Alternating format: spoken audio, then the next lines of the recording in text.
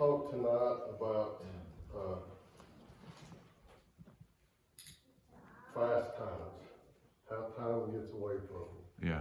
And I pray I would put this together and it makes sense to you. Like I said, sometimes I do things and it does to me, and I've had notes scattered, and like we said, sometimes it looks like a train wreck, and I wrote notes down and looked at it and I was like, how in the world did that pertain to my subject?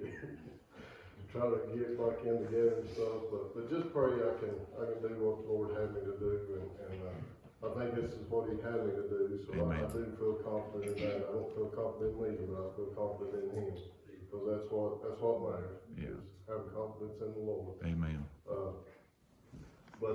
You know, I opened up Sunday school the last Sunday, and I think the first Sunday of this year, and you look at it right now, what, in 2 weeks, we're in month 5. Can you believe that? Yeah. I mean, is that time? Not just, and it's like anymore, it's like a day and a week, and then you get 2 weeks, and then a month's gone, and it's just unbelievable how time flies. But I just wanted to make some points on what we need to be doing for the Lord, or I need to be doing for the Lord, and how the lost need to be looking at it, because I'm telling you, time's getting gone.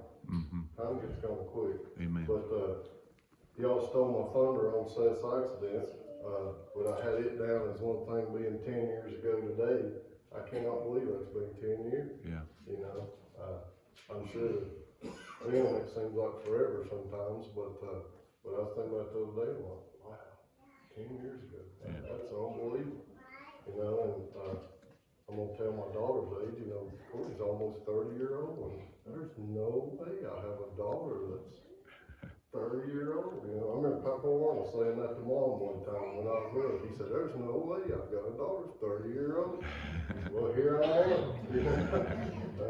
But it's amazing how time gets away. And I wrote some things down here, you know, the Sandy Hook school shooting, 2012. It's also, you know, 10 years.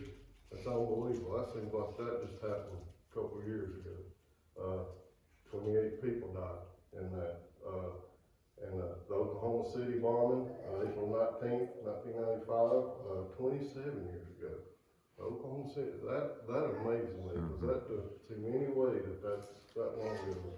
And we were actually out there not long after that happened, and went by and seen it. And I'll never forget, went by, and Courtney's with us, and I'm gonna cry on this one, but you know, it had the little daycare center in there that killed all those kids, and there was 168 died total in that. But there was a little dog hanging on the fence.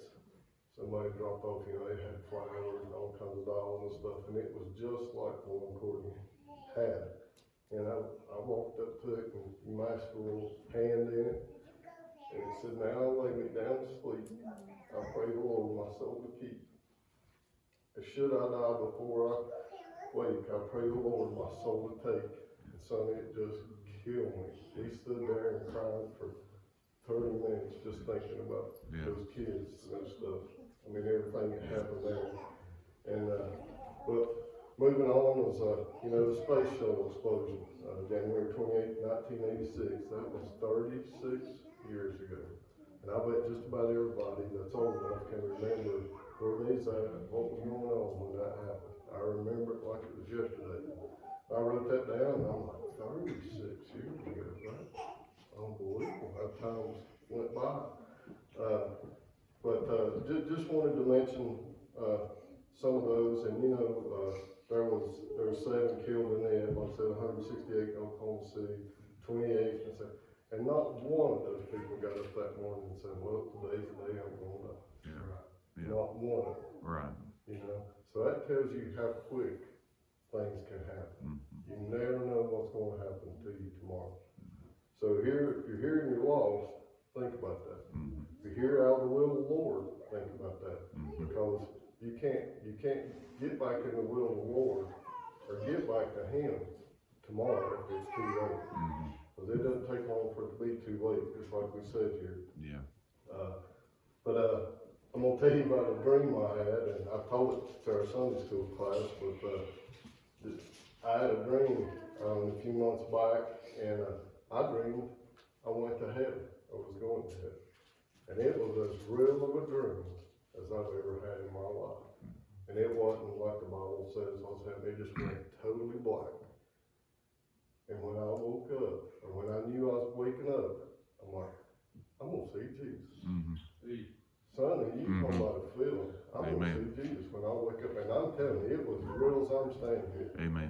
And I opened my eyes, and I was still in my bed.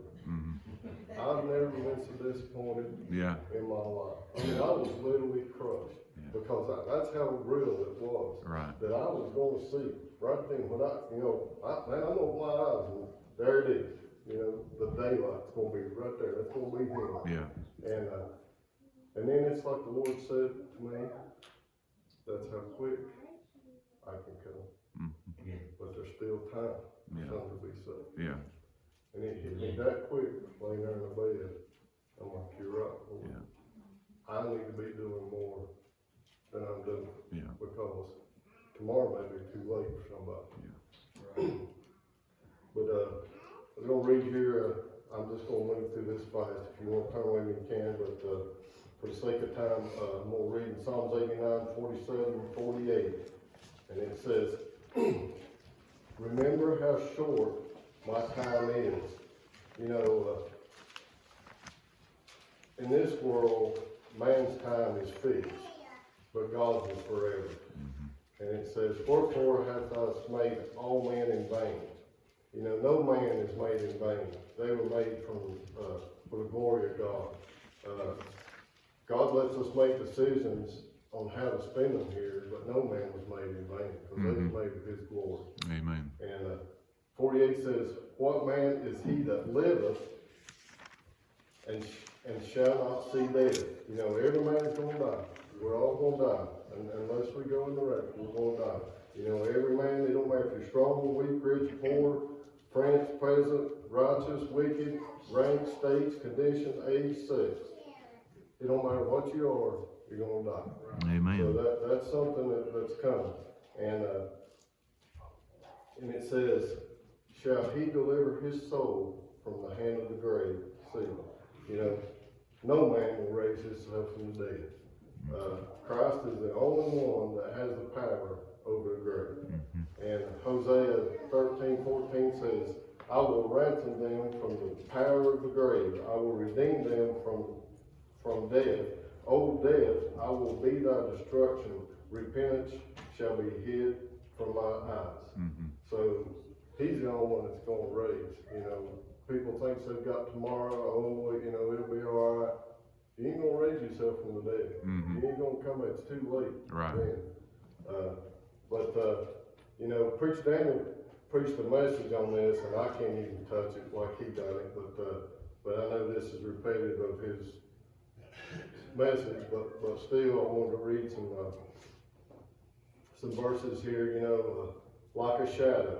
1 Chronicles 29:15 says, for we are strangers before thee and sojourners, as were all our fathers. Our days on earth are as a shadow, and there is none abiding. Job 8:9 says, for we are but of yesterday, and knowing nothing, because our days on the earth are a shadow. Job 14:2 says, he cometh forth like a flower, and is cut down. He filleth also as a shadow, and continueth not. So you know how quick a shadow is. Man, it's gone. It's here and it's gone. You see a big old maple somewhere in the middle of summer, and you see that shade, and you can see it move a little bit. It doesn't take long. Yeah. The shade's gone. Right. And at any time, it talks about cut down here. I think at any time that can be cut out. You can be gone from here just like that. So there I go again. I don't mean to be repetitive, but I'm going back to the same subject. If you're out of the will of the Lord, you need to get closer to the Lord, you need to be saved, do it. Time's running out. Because we just talked about some dates and some years here that I can't believe I'm standing up here and that many years have went by. Another one is like a flying shuttle. My days are swifter than a weaver's shuttle and are spent without hope. Hope is not well, I hope I'm saved, you know, I hope I'm going to heaven. I hear people saying that and I just cringe, you know. It's not that kind of hope of, you know,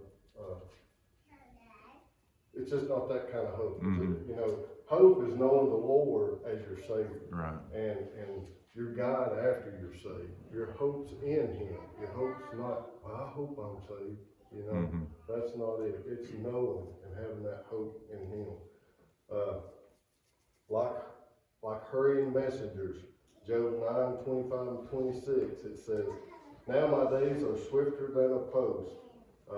You know, that's like one that rides or runs on foot to carry a message, carry it to the post, you know. And I think of the Pony Express when I think of that, you know.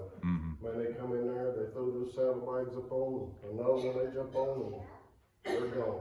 It's quick. You know, they don't take long. They carry the mail. Old saying, you know, carrying the mail, it's gone. It's over, it's quick. They flee away, you know, just like I said before, like a shadow, like a dream. Man, it's quick. It's over. They see no good. You know, you're here in this world and you're never saved. And I tell you, I don't want to take this out of context, but I think that seeing no good, you never get to spend good times in the Lord and knowing Him. You know, there is good times here. I don't mean to be all over the blue. I mean, man, I enjoy being around y'all and talking to y'all, and y'all, I know y'all have things you enjoy. You hunt, fish, cows, tractors, horses, whatever it may be that you like to do. That's a blessing from God. And you can do that in the will of God. You know, put Him first, and He'll bless you. You know, the Bible says He'll bless you with the things you desire. It's right there. But I just think there's so many people that spends life, and you know, they enjoy things for a season, or think they do, and they're corrupting their body and they're killing themselves, and they just don't see it. It's heartbreaking sometimes to look at people in this world and think, man, you could enjoy life so much better if you just look to the Savior. You know, just accept Him as your personal Savior. But there, you know, 26 says, they are passed away as the swift ships. You know, if you've ever been down at the beach, down at the ocean, you see one of them big barges or one of them big ships going by, and you can hold your finger up, and that thing looks like it's barely moving, you know. And you can turn around and just think, it's gone. Right off in the sunset, you'll see it go. Quick, it's over, you know. And also says, as the eagle that hastened to the prey. You know, if you've ever seen an eagle catch something, you probably have, and not very happy about it. But your chickens or whatever, man, I used to catch them there at the house. I'd get so mad, but we know it's fast. It happens quick. You know, they don't fly over and over and take further. They see it, they go get it, and it's done.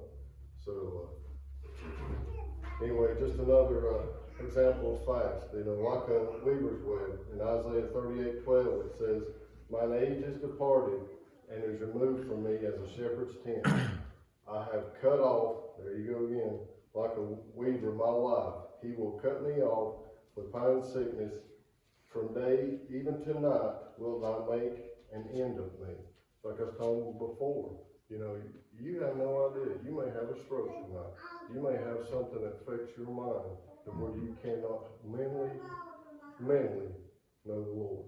Does that make sense? I mean, it's hard to be saved when you can't, when you don't know anything. I mean, when you're laying there as a vegetable or something, and like I said, I don't mean this terrible, get everybody down and stuff. I'm just talking about reality. I just thought a little bit how quick things can happen. Or, you know, any kind of sickness. He can cut you off, he can take you out, and just like being out of the will of the Lord, you know, I think He'll let you go so far, but I honestly believe if you go so far out of the will of the Lord, He will take you out. I believe He won't let you run Him down.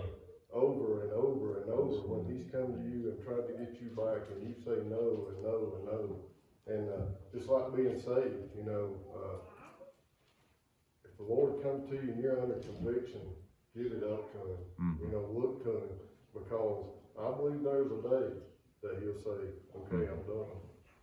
You know, I'm not cutting anymore. My mama Mace, and that's one thing she always took with me, she always told me, she said, it was my last chance. Mm-hmm. She said, I'm telling you, she told me about being saved, and she said, the Lord dealt with me, and dealt with me, and dealt with me, and she said, I believe with all my heart, if I hadn't accepted him when I did, she said, he'd have never come to me again. She said, that's how confident I am that I need to be saved when he comes to that last time. She said, I knew it was the last time. But, anyway, like a vanishing vapor, James 4:14. Whereas you know not what shall be on the morrow. Like I said, we don't know what tomorrow holds. For what is your life? It is even a vapor that appeareth for a little time and then vanish away. You know, Preacher Daniel did a good job with that. He brought that hot water, that vapor, you know, that steam comes out and it's gone. You know, no more. You know, you may live a life and not accept the Lord as your personal Savior, and life's over and you're bound for heaven. You know, you can live this entire life here, no matter how much money you got, whatever, how good you got it, but if you don't accept Him, you're bound for heaven. Mm-hmm. And that's just putting it how it is. There's no sugarcoating it, Right. you know, and I don't think it needs to be sugarcoated because it says it in the Bible. You know, if it says it in the Bible, I think it needs to be repeated, Yeah. just like it says.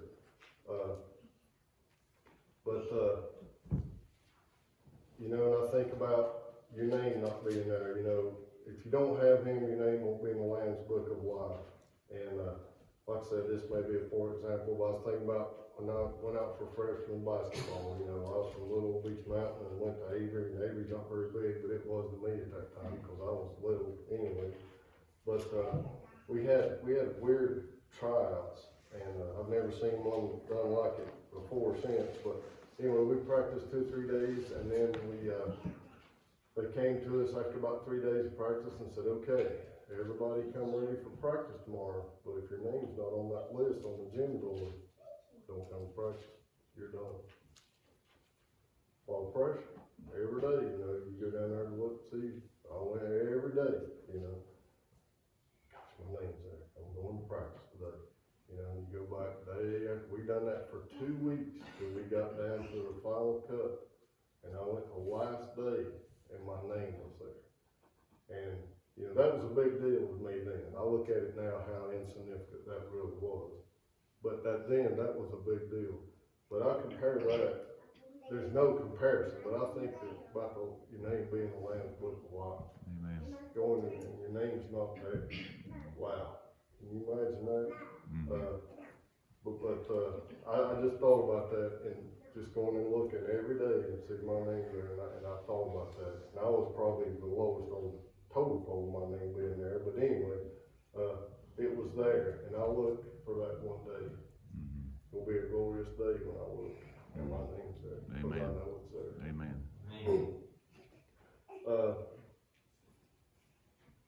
You know, life can pass you by quick, and you may have a head knowledge, and but no heart knowledge.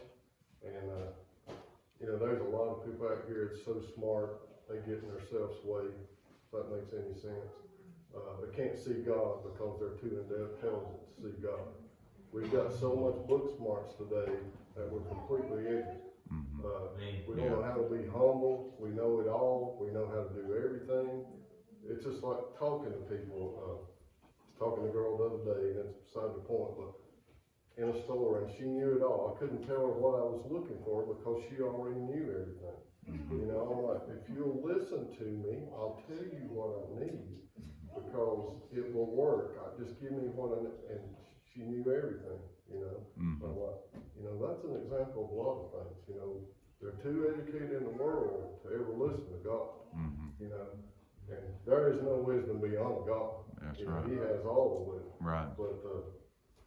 But anyway, and I'll use Tanya too. Tanya's a good example of that. You know, bad as I hate to admit it, when Tanya and I was dating, she probably knew more Bible. Don't give me that. She probably knew more Bible than I did. but she didn't have heart knowledge. Mm-hmm. And you've heard her testimony. Yeah. I should tell you, if you don't have the heart knowledge, it don't matter how smart you are and what you know about the Lord. Mm-hmm. It just don't matter because you're not saved. You're not going to be saved because you know all about it, but you're not here. I was thinking, me and Sam would talk a lot of times about some crazy information you have in your head that is totally worthless a lot of times. Back from younger days and stuff, you remember stuff and you're like, man, wow, why did I put time in remembering that stuff? That was the biggest waste of time I've ever been. But I'll read this verse in Proverbs 3, 5, and 6. It says, trust in the Lord with all thine heart, and lean not unto thine own understanding. I mean, that's pretty plain. Own understanding. It's not about me. In all ways acknowledge him, and he shall direct our paths. But going back to crazy things you remember, I've always been a Miami Dolphin fan, before we don't say them. But back in the day, man, I was all about the Dolphins. It was Don Shula and Bob Greasy. I wrote these names down now, and this is junk.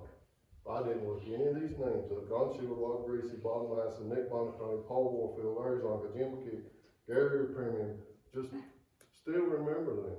I could tell you every stat they had. I could tell you if they were married or not married. I could tell you how many kids they had. I kid you not. I knew everything about these people. Did anybody know Bob Madison? Anybody here know Bob Madison? He was actually from Boone. I got to know his wife. I worked at the Winn-Dixie when I was a sophomore in high school, and I used to carry her groceries out. I got to know her real well. But he was a linebacker for Miami Dolphins. But I knew everything about them. Knew their kids, everything. But my example is, I didn't know him. Mm-hmm. I didn't know him. Right. I knew everything about him. I didn't know him. Don Shula. I always thought Don Shula would be the grouchiest old coach. Son, I'm like, if you met him, he'd chew you out. Well, I actually met him at Elk River when I was working up there. Nicest man you ever met in your life. Just the opposite. We walked down the creek, we talked about trout fishing. I wanted to talk football so bad I couldn't stand it. But of course, he's in off season. He didn't want to talk about football, but we talked about everything just as nice. Bob Greasy, just the opposite. I knew everything about that man. Brian Greasy knew his kids, everyone he had, everything. I actually knew his wife. His wife's got horses in Elk River, know her real well. But I always thought, but never met him. I always thought he's the nicest man, and he is not. I don't mean to talk bad about people, but he is not. Just totally opposite. I mean, I had those people in two totally different categories of what they were. And Tommy can tell you, she used to cook for Don Shula when he stayed at Elk River and stuff, because she worked at a snack store up there, and she said he was extremely respectful and nice to her at all times. And Bob Greasy, he actually asked her, said, he was in there one day, and he said, don't you know who I am? I didn't know him. Tom didn't know him. I don't know who you are. Son, his face turned red. It just destroyed him. Because she didn't know who he was, you know. But anyway, the type of person he was. But anyway, saying all that to say, I knew these people, but I didn't know them. I know Merle, I know Sam, I know you right here. If y'all hurt, I hurt. We're a family. We're a family of God. I knew everything about these people, but I didn't know them. Same way with knowing the Lord. If you're not saved, and you know all about him, and you're real smart, you know all the Bible and everything. You don't know him. You may know all about him, but you don't know him. Moving on, I'll try to get finished here. I was listening to a preacher on a podcast a couple weeks ago, and he made a stat that it just told me what a mission field we have right here. With people. Said only 43, this was, I guess, what you call a religious conservative station I was listening to, but he said only 43% of children that are religious and conservative, I'm not talking about the left wing, way up there people, attended church last year. Now, that's not, was faithful to church. That was one time in church. 43%